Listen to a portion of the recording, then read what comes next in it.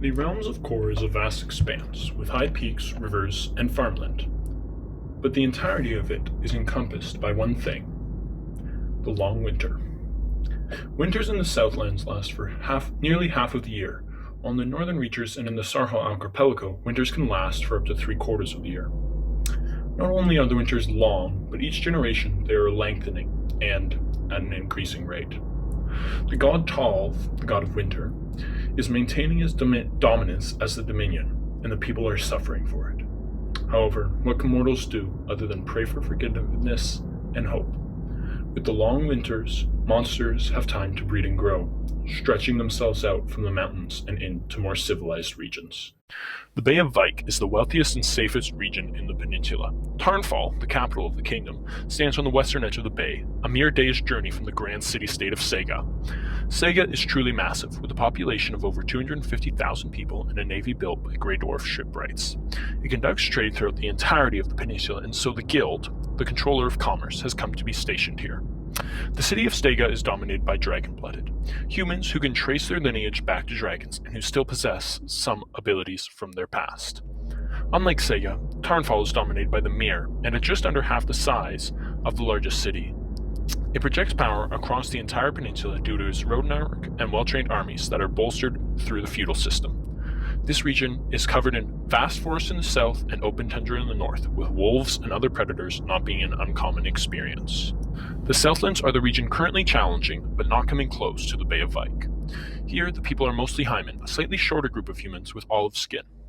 For centuries, including during the Empire days, they were subjugated with the Mir by the Elves, and then the Elven descendants. However, after the Blood Wars, the Mir now have simply replaced their former oppressors, so conflict is brewing in the south. However, for now, this region is the breadbasket of the kingdom due to its relatively short winters.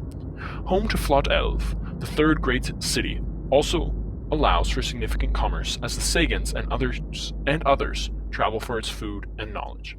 Flot Elv boasts a population of nearly 100,000 people and a grand university that studies the gods, the afterlife, and the stars. This region is dominated by red pine forests, fields, and large herds of deer that travel here during the winter.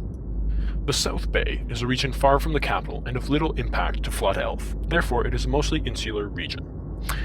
It is home to a mixture of Hyman and Mir, and a fair amount of shipwrecked Grey Dwarfs, who are the main bane to this land. The region is also incredibly poor and disconnected from the rest of the peninsula due to the Vimain peaks and just pure distance, so monsters and dangers abound here.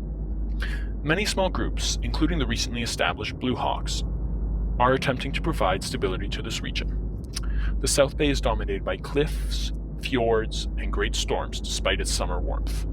The Sarhal archipelago is a shattered region, with poverty that outstrips even the South Bay, and only a will to survive remaining. The population of around 750,000 is dominated by the Grey Dwarves, thin, small folk who, due to their seclusion and poverty, have developed into terrifying raiders that raid up and down the high coasts, but occasionally as far south as Norhal and into South Bay. This region is dominated by ice flows, open tundra, and the occasional patch of forest. Overall, the world is facing many challenges, and the regions are diverse, if all in the shadow of the long winter.